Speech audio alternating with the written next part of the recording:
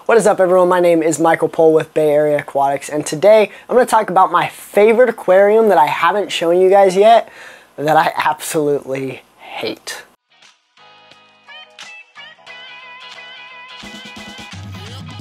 Alright, so this aquarium I was super excited for. I spent 2 or 3-ish days, like good days, building it, and it's kind of something that's not quite unique, but I haven't seen too many people do it, and I was really excited for it, but I didn't have anywhere to really set it up, so it kind of sat in my room for like a month and a half. I finally got around to building the stand that my 75-gallon sits on. Well, I went and bought the stuff for it at least. Then I got busy with life and didn't build the stand for a couple of weeks, and the wood sat in my garage. And then the Petco sale happened and I got my 75, so I kind of had to like build my stand, get the 75 like 2 days later, and it just, the tank kind of got neglected, and I did set it up once I got the stand and the 75 on it. I got the sand for it, I've got the water in it, I had cycled it, I put fish in it even, and I've just had nothing but problems with the tank, and it's never quite been what I wanted it to be, and I was really excited for the tank, and it kind of upsets me and doesn't at the same time, and I'm not quite sure what to do with it anymore. But basically, that tank is my 10-gallon red lava rock white sand tank. I don't know what to put in it. That's part of the reason why I don't really have any other name for it, but this is a cool tank that I filmed an entire video on. I just haven't actually edited like the talking part like this, where I explain how I did it and what I did. But long story short, it's got a built-in, like permanently attached to the tank, red lava rock 3D background and like archway, and it hides the filter and the heater, and it's supposed to look really cool, and I really like the look of it. But like I said, I just didn't get a chance to really set it up and like, you know, get it the way I wanted to. So part of the idea for this video is to kind of get some ideas on what to put in it, and then I'm also going to kind of tell you guys what I've had issues with it. And the idea behind the tank was there's a little archway on the right hand side of it.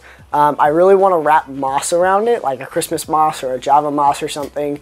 I left holes all throughout the background to kind of shove like a Nubius Petite or Nano or whatever it's called in it. And I wanted like an Amazon sword or some type of stem plant kind of in the left corner blocking the big hole that is in the aquarium that is kind of the flow back to the filter and heater.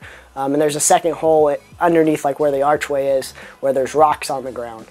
As far as livestock, originally I was going to do cardinal tetras. Now I had actually gone out and bought cardinal tetras. I quarantined them in the tank because they were the only things that were really going in it. And literally like 2 days after their quarantine period, I did a water change on it. I was running super late to not a job, but a meeting. One where I get fined and stuff if I show up late. It's an organization I'm a part of, and so I was running late. I showed up to the meeting with like 30 seconds to spare, but in my hurriedness rush, when I refilled the 10-gallon tank, I had forgot to dose water dechlorinator, and so I got home like 12 hours later. It was a long day, and all the cardinals were stuck on the intake tube. Now I haven't made a mistake like that before. It was kind of, it sucked. I didn't feel like doing anything for a while. But it happens. It's just what it was. Luckily it was just my 10-gallon because I changed the 75 and I changed my beta and I changed the quarantine tank and my shrimp tank, and I added it to all the other tanks. I just, you know, even going back, I realized it at like 5 or 6 in the afternoon. I had left the house at like 10, and I was like, you know what, at this point they're probably already dead, and so I just, when I get home, I'll get home and see what happens. The other issue I've had with that tank is I've been battling hair algae, I think is what it's called. Like it grows like crazy in that tank. A part of that's because the rocks create a raised edge, so right on the very top there, it's only like a ½ an inch of water and then just light hitting down on it, and it grows algae like no tomorrow. And I got to the point where I just kind of let it grow because there was no plants in it, there was just fish. So I figured, you know what, I'll just let it grow. And I did that for a while. I've gotten it to the point now where since there's no fish in it, I'm literally just running the filter just to keep the water from being stagnant, because I don't really want to drain it and like dry it out and go sit it out in the garage, because I do want to fill it up and plant it and everything, but I haven't cycled it. It's not holding a cycle at the moment. I've got plenty of media, so it's not, there's an aqua-clear on it, so I'll just dump some media from my other aqua-clears into it, and I just don't know what to put in it. I thought about moving my shrimp from my 10-gallon that's up to the side of me and moving it down into there. Don't really want to do that. I want some sort of fish in it. I thought about doing like a short fin beta, like a placket or something, because it is lava rock. It's not very sharp, and I could always like drain the tank and sand the handful that are even remotely sharp. But I don't really want another beta. I like my one beta, but they're not my favorite per se. A bunch of people have recommended pea puffers. I don't know too much about them. I haven't ruled them out per se, but from what I've read, they like a pretty planted tank, and the way that this tank is, it's not going to be like there's not going to be much like hiding space. There's a lot of archway and rock work, but there's not a lot of like, or there won't be a lot of like plants. I've thought about doing some like small fish or something, but I have no idea. Plus, with the fact there's not a lot of floor space, so I can't really do anything like a pygmy quarry that's small and is going to stay small. It's already kind of a small tank for them with the little bit of floor space. I'm not going to put them in it. I thought about doing some sort of rasbora or something, but I'm not sure. I've thought about doing just straight snails, like I said, maybe a shrimp tank, but I really want some sort of fish or something. Part of me has debated about breaking the tank down, but I'd like to at least put something in it, even if it's just for 6 or 7 months, and they can either go into the 75 or back to the store or something.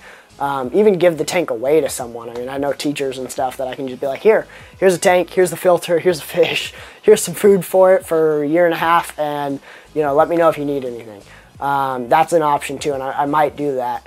There is a type of not fish but invertebrate that I'd really like to get, and I could put it in that spot. It needs more than a 10-gallon, but I've thought about custom building a little tank that would fit there.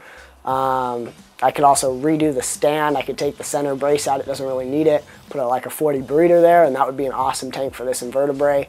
But that's kind of getting off the point. But yeah, I don't know what to do with this 10-gallon, and I want to do something with it. So basically, I'm kind of asking for ideas here. I have no idea. I don't mind special ordering a fish. I don't mind doing things like that.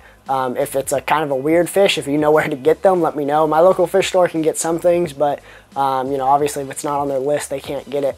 I also am planning on, hopefully in this coming week or the week after, filming a bunch of the talking head parts, like the actual voice parts, for several of the videos that I filmed in December, including that red lava rock one on like how-tos. I also built my stand, and I have a how-to video for that, and a couple of other ones, and I just need to sit down and film these.